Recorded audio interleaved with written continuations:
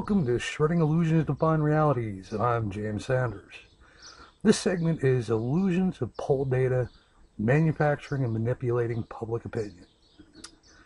Recently, I saw a poll on Facebook from the Ed Show. This poll suggested that 78% agreed with the poll. The problem most miss is, what does this percentage really mean? Most people view a poll and jump to some basic conclusions, most thinking it's a realistic representation of American public opinion. However, when one digs deeper into such polls, one can clearly see the illusion presented by mainstream media. The inherent problem with stuff like this is that no matter where the poll appears, most seemingly jump to the same conclusion without a realistic understanding of what they really represent. This particular poll suggested a 78% approval. It did suggest that it was a viewer poll, so I'll at least give the Ed Show credit for that. When one looks at population and actual viewership, one will find that this poll really doesn't tell much of anything, and definitely is not an accurate representation of the American public opinion on the topic. A bit of research reveals that the Ed Show has 200,000 viewers. Based upon that information, some simple math deduces that roughly 156,000 agree, while only 44,000 disagree. It also suggests that these numbers are based upon the age group of 25 to 54, because that is where the advertising money goes for news programming.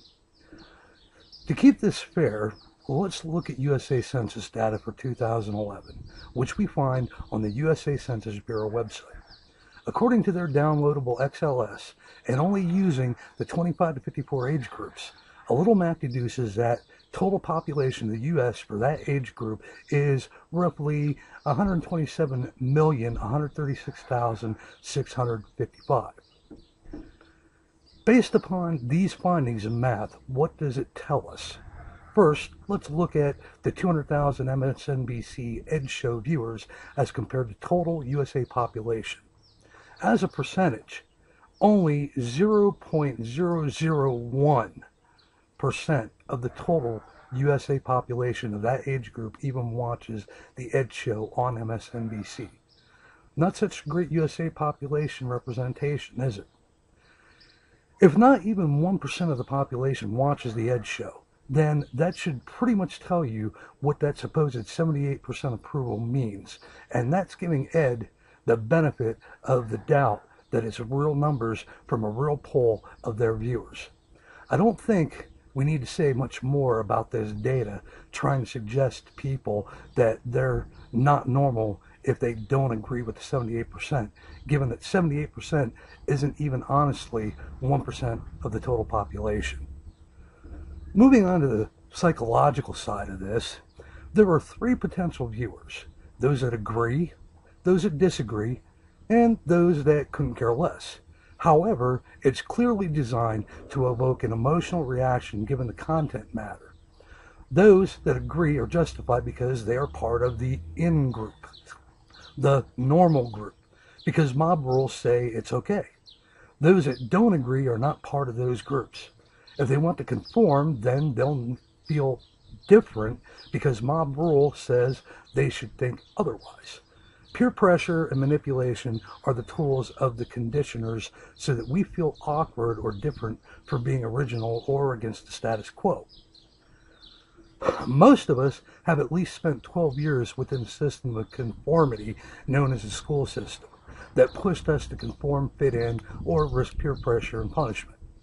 They use the same tools on adults through media instead of schools. This is simple, critical thought here. So, in the end, whenever you see polls and data, the first question that really needs to come to mind is, what was the sample group? Now, a sample group is basically the demographics involved with who they ask the questions to. Now, of course, the larger the group, the more accurate the poll is.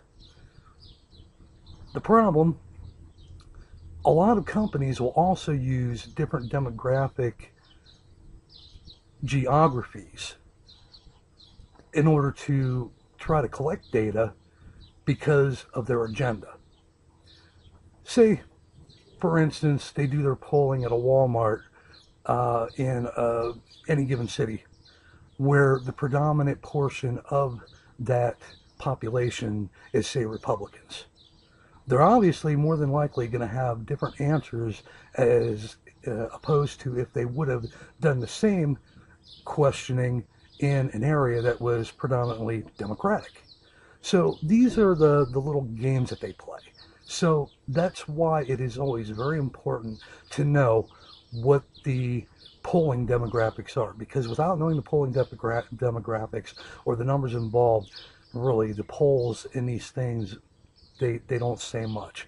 They're just there to manipulate the masses and to try to prove an agenda and a point.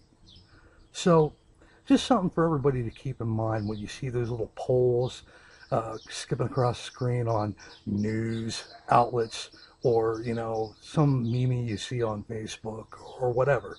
Because if they will not even give you that demographic, they're obviously trying to manipulate and they're trying to hide something. So, critical thought, people. When you see this stuff, instead of feeding into it right away, always take the time in order to try and make sure that what you think is being represented is really being represented. Because when you dig to the roots of this and you look into the background of the polling data, you may come to find out it is a very small segment of the population. And in the example of the Ed Show, it's not even 1% of the United States population that they polled. So to arbitrarily assume that 78% approval is an adequate representation of America as a whole is just unfounded. So this has been your dose again of critical thought processes and things to question and think about when you see different information. And I very much encourage you, as I always do, dig into things and find your own truth. Don't ever just swallow what's being fed to you by lamestream media, and don't ever just accept the numbers without knowing what the numbers represent. So until next time, again, just stuff for you guys to think about.